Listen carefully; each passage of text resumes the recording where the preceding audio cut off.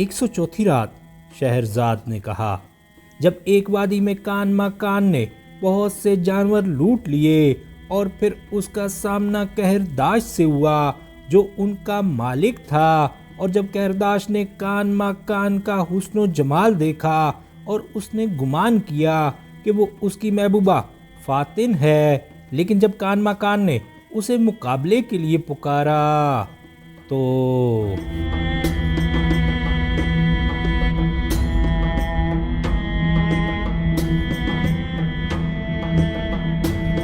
اب کان ماں کان نے گھوڑے کو پھیرا اور اس پر حملہ کیا اور بڑھ بڑھ کر ہاتھ مارے۔ جب کہرداش نے دیکھا تو اسے یقین آ گیا کہ وہ کوئی بہادر سوار اور شیر دل سورما ہے، اور جب اس نے دیکھا کہ اس کے چہرے پر بہت ہی باریک داڑھی گویا سرخ گلاب کے اندر مہندی اگی ہوئی ہے تو اسے اپنی غلطی کا احساس ہوا اور وہ اس کے وار سے گھبرا گیا۔ اب اس نے اپنے ساتھیوں سے کہا کہ تم میں سے محض ایک ایک کر کے اس کے اوپر حملہ آور ہو اور اسے اپنی تیز تلوار اور ہلتا ہوا نیزہ دکھائے، کیونکہ بہت سے لوگوں کا ایک پر حملہ کرنا عیب کی بات ہے، خواہ کتنا ہی بہادر سوار اور زبردست سورما کیوں نہ ہو۔ یہ سن کر ایک شیر دل سوار نے اس پر حملہ کر دیا۔ یہ سوار ایک مشکی گھوڑے کی پیٹھ پر بیٹھا ہوا تھا جس کے کھروں کے اوپر اور پیشانی پر درہم کی طرح سفید داغ تھے، اور جسے دیکھ کر عقل اور آنکھ دونوں دنگ رہ جاتے تھے۔ الغرض اس نے آگے بڑھ کر کان ماں کان پر حملہ کر دیا اور تھوڑی دیر تک دونوں سپاگری اور شمشیر زنی کے گر دکھاتے رہے، جن سے لوگوں کی عقلیں دنگ رہ گئیں اور آنکھیں چندھیا گئیں۔ اتنے میں کان ماں کان نے آگے بڑھ کر ایسا پھرتیلا وار کیا کہ وہ پگڑی کو کاٹتا ہوا اس کے سر میں اتر گیا، اور وہ اس طرح گھوڑے سے نیچے کی طرف گرا جیسے کہ اونٹ اوپر سے نیچے کی طرف گرتا ہے۔ اس کے بعد دوسرا بڑھا اور اس نے حملہ کیا، اور پھر تیسرے نے، اور پھر چوتھے نے، اور پھر پانچویں نے، اور سب کا حشر پہلے سوار کی طرح ہوا۔ یہ دیکھ کر دوسرے لوگ بہت گھبرائے اور ان کو غصہ آیا، اور سب نے مل کر اس پر حملہ کر دیا، مگر ذرا دیر بھی نہ گزرنے پائی تھی کہ اس نے ان کو اپنے بھالے کا شکار بنا لیا۔ جب کہرداش نے یہ حالت دیکھی تو اسے اپنی جان کے لالے پڑ گئے اور یقین آ گیا کہ وہ بڑے مضبوط دل والا ہے، اور بہادروں اور شاہ سواروں میں اس کا جواب نہیں، اور وہ کان ماں کان سے کہنے لگا کہ میں تیرا اور اپنے ساتھیوں کا خون معاف کرتا ہوں، تو جتنے اونٹ چاہتا ہے لے کر چلتا ہو، تیری ثابت قدمی پر میں رحم کرتا ہوں، اور زندگی تیرے واسطے بہتر ہے۔ کان ماں کان نے اس سے کہا کہ خدا کرے کہ بڑے لوگوں کی شرافت تجھ میں رہے، مگر باتیں مت بنا اور اپنی جان بچا کر بھاگ، اور ملامت سے مت ڈر، اور یہ مت سمجھ کہ غنیمت کا مال تجھے واپس مل جائے گا۔ تیرے لیے یہی بہتر ہے کہ اپنی جان بچانے کا سیدھا رستہ اختیار کر۔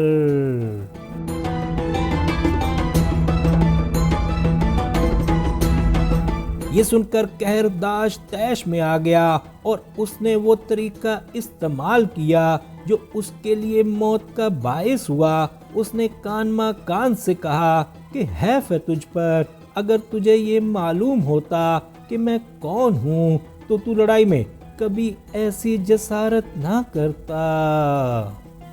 سن، میں وہ بہادر شیر ہوں جو کہرداش کے نام سے مشہور ہے، اور جو بڑے بڑے بادشاہوں پر چھاپا مارتا ہے اور ہر قافلے کو لوٹتا ہے اور تاجروں کے مال پر ڈاکہ ڈالتا ہے۔ میں اس گھوڑے کی تلاش میں تھا جس پر تو سوار ہے، بتا کہ یہ تیرے کس طرح ہاتھ لگا کہ تو اس کا مالک بن بیٹھا۔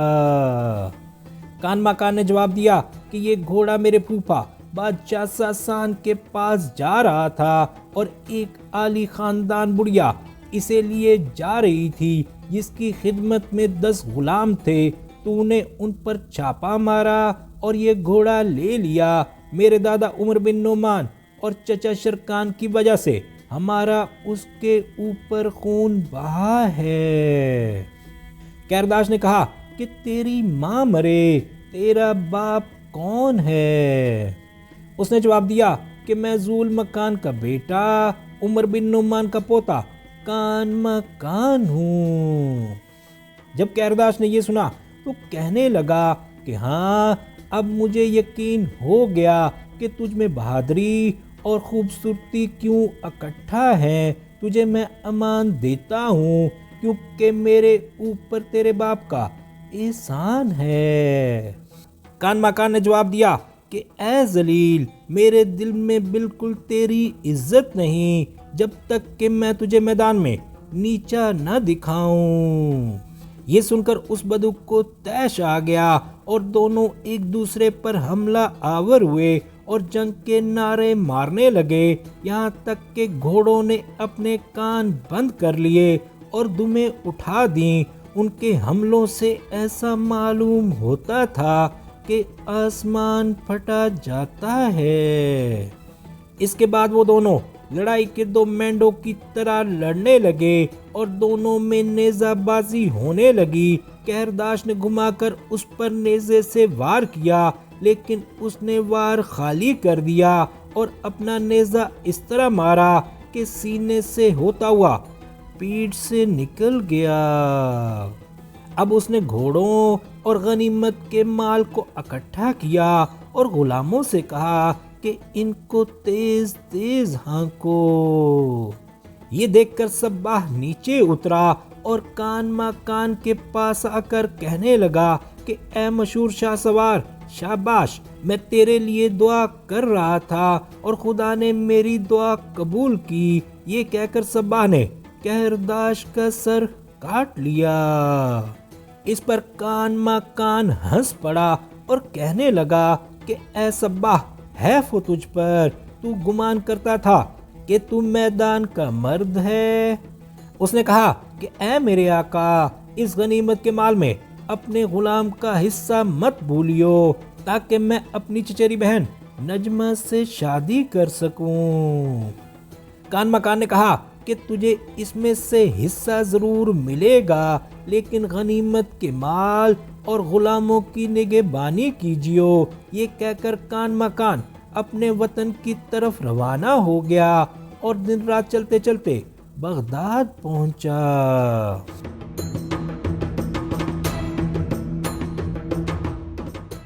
جب لشکر والوں کو اس کی خبر ہوئی اور انہوں نے غنیمت کے مال اور اونٹوں کو اپنی آنکھوں سے دیکھا اور نیز کیرداش کے سر کو جو سباہ کے نیزے پر تھا، تاجروں نے کیرداش کے سر کو پہچانا اور خوش ہوئے اور کہنے لگے کہ خدا نے اپنی مخلوق کو اس سے نجات دی کیونکہ وہ ڈاکو تھا، اور انہوں نے اس کے قاتل کو دعائیں دیں۔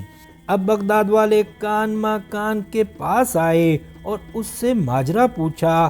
اس نے سارا ماجرا بیان کر دیا۔ اس پر تمام لوگ اس سے ڈرنے لگے اور شاہ سواروں اور بہادروں پر اس کا رعب چھا گیا۔ اب وہ اپنا غنیمت کا مال لے کر محل کے نیچے پہنچا اور جس نیزے پر کیرداش کا سر تھا، محل کے دروازے پر زمین میں گاڑ دیا اور لوگوں کو گھوڑے اور اونٹ تقسیم کیے۔ اس پر بغداد والوں کے دل اس کی طرف مائل ہو گئے۔ اس سے لوگوں کے دلوں میں اس کی محبت اور زیادہ ہو گئی۔ اس کے بعد وہ سباہ کی طرف متوجہ ہوا اور اسے ایک وسیع مکان میں اتارا اور اسے بھی مال غنیمت میں سے مال کا ایک حصہ دیا۔ اب وہ اپنی ماں کے پاس گیا اور اس سے سارا ماجرا بیان کیا جو اسے سفر میں پیش آیا تھا۔ جب بادشاہ کو اس کی خبر پہنچی تو اس نے خاص لوگوں کو دربار میں بلایا اور ان سے کہا کہ میں تم پر اپنا ایک بھید ظاہر کرنا چاہتا ہوں اور تم سے اپنے دل کی بات کہنا چاہتا ہوں۔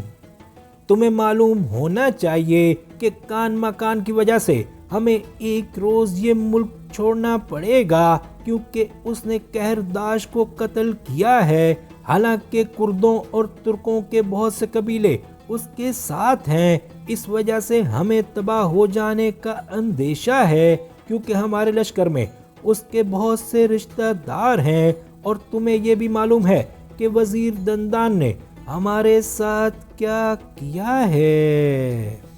اس نے میری نیکیوں اور احسانات پر پانی پھیر دیا اور قسم کھانے کے بعد مجھے دھوکہ دیا۔ مجھے یہ خبر بھی ملی ہے کہ اس نے کئی ملکوں سے فوجیں جمع کی ہیں اور وہ چاہتا ہے کہ کان مکان کو بادشاہ بنائے، کیونکہ اس کے باپ دادا بادشاہ رہ چکے ہیں۔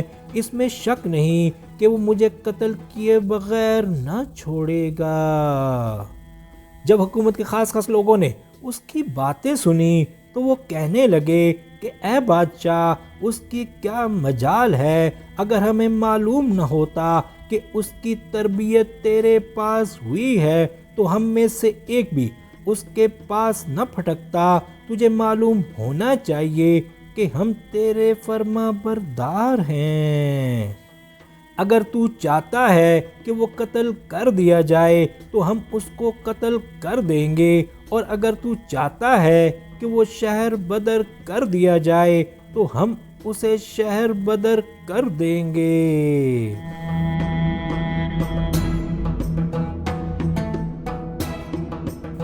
جب بادشاہ نے یہ سنا تو وہ کہنے لگا کہ اس کا قتل کرنا بہتر ہے، لیکن پہلے آپس میں حلف اٹھا لینا چاہیے۔